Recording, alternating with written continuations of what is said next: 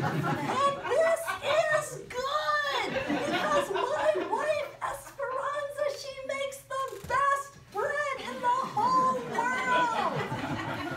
That day when they got back from the service, he told his wife about what he had understood, and that week they gathered together the finest ingredients that they could afford.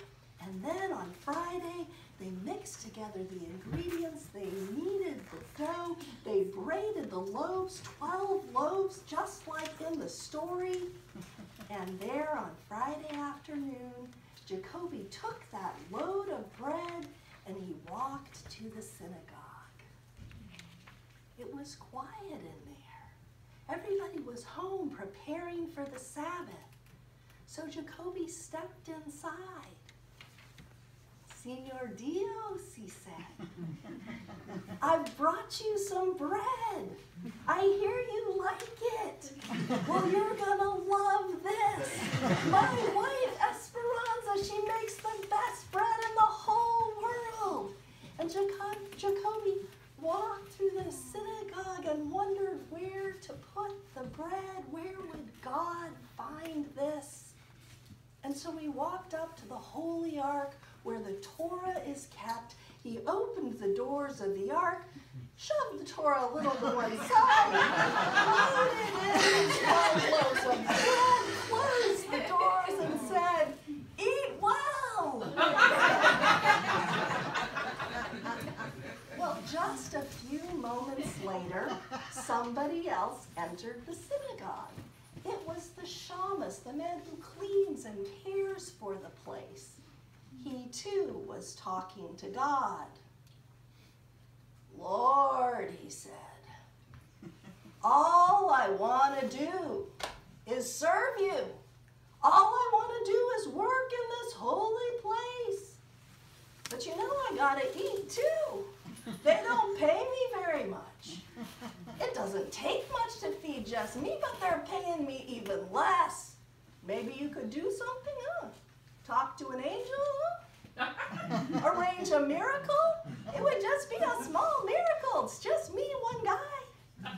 And so he went about the synagogue. He was sweeping and cleaning and making sure everything was nice. He went up to the Holy Ark and dusted it over. And there was his miracle. 12 loaves of bread. It was 2 for the Sabbath meal, 2 for the next, 2 for the next, and still 1 for every other day of the week. Well, the next day, during the service, when they opened the ark to take out the Torah, and the bread was gone, you should have seen the looks of love exchanged between Jacoby and his wife. And the next week, it was the same. They brought their load of bread. The shamus discovered it. And the next week, it was the same, and the next, and the next, and the next, and the next, and the next. And this went on for 40 years. 40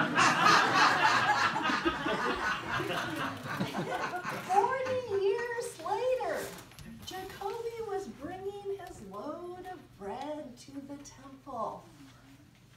"Senor Dios," he said, "I've got your bread.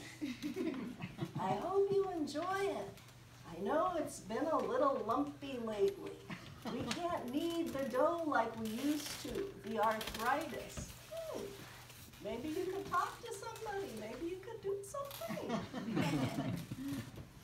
Jacoby was on his way across the synagogue, approaching the ark, when unexpectedly the rabbi entered the room. "Jacoby," he said, "what are you doing?" "Oh," said Jacoby, "I'm bringing God his bread." "Bringing God his bread?" said the rabbi. "Yes," said Jacoby. "God does not eat bread," said the rabbi. He's been eating my wife's bread for the last 40 years. The rabbi shook his head and grabbed Jacoby and pulled him down behind a bench. And just a moment later, in came the shamus. "Lord," he said, "I don't mean to complain or anything, but the bread, it's been a little lumpy lately." The rabbi stood up. He had Jacoby in one hand. He took the shamus by the other, and he was yelling and talking and going on and on and on about how confused this was and how backwards and how wrong. And all three men began to cry. Jacoby was crying because he only meant to do good. And the shamus was crying because he wasn't sure he was going to be eating as well as he had been. And the rabbi was crying because he remembered the very day that Jacoby and his wife arrived in his community, and he wasn't at all sure that he had really served them in all these years. Just then, into the synagogue entered the great mystic, Isaac Loria.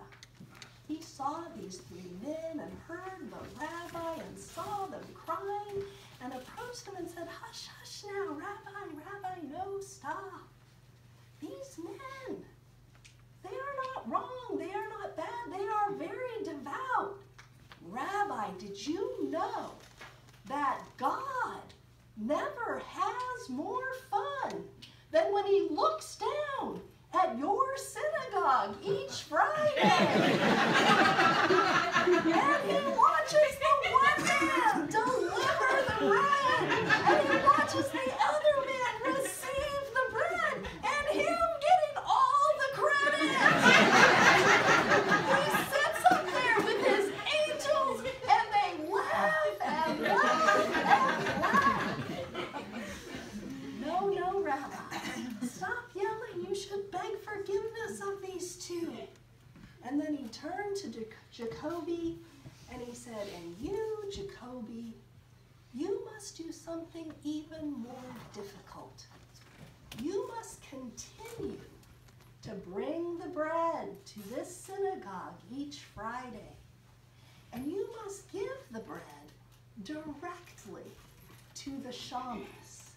And in doing this, you must believe with perfect faith that God is just as pleased and is having just as much fun."